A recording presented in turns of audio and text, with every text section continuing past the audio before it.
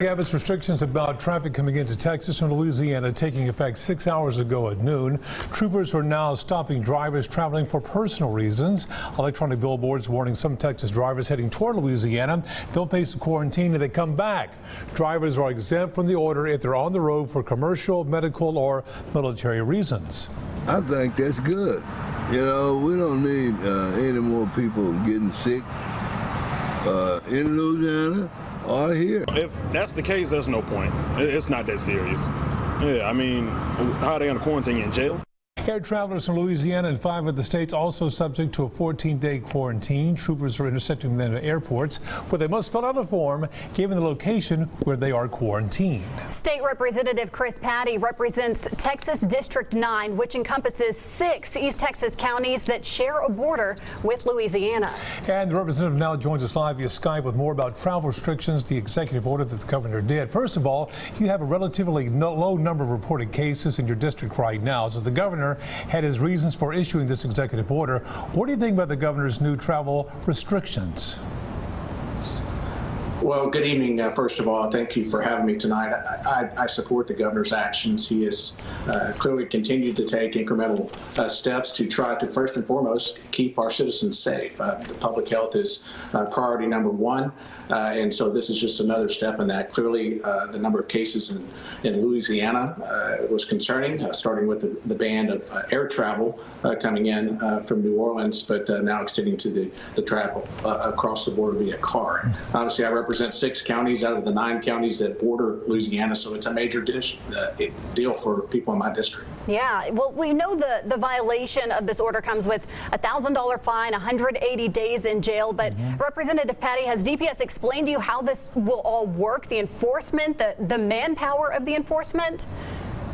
That's a great question, Casey, and that's one that we've been having conversations, you can imagine, all day long. I think I've been on the call with the exception of maybe 30 minutes or an hour at a time, a few times today. Lots of questions, not only for constituents, but for me personally, and we are in the process of getting further clarification from the governor's office, also in contact with DPS.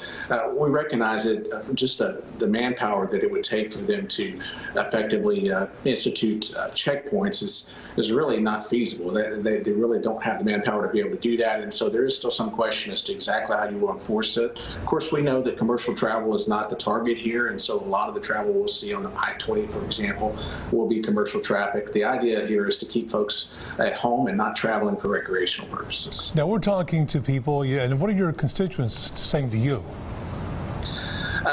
I have gotten a lot of questions today, and a lot of it is related to the fact that we have so much cross-border traffic for work purposes. We have a number of people that live on the Texas side of the border that go to work at an essential business on the Louisiana side or vice versa. And so the first question that we started receiving was, does this affect me? Can I still go to work? And so generally speaking, the answer to that is yes, and explaining that to them. But you can't imagine the number of very unique situations that start popping up, and I start getting questions about why I live on the Louisiana side, but my farm's on the Texas side. Can I go feed my cows?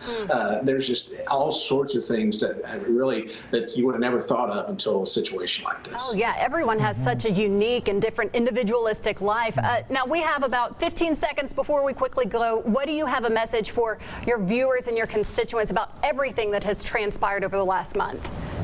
Well, first and foremost, I just want folks to stay calm and stay safe. And please, please, please heed the warnings, follow the advice. The whole reason for these orders and the uncomfortable situations that we're having to experience right now is to prevent this disease from spreading more. We've done a pretty good job here in East Texas, as evidenced by the number of cases that we have. We want to keep it that way. And the way we accomplish that is with folks complying. Representative Chris Patty, District 9, thank you so much for joining us.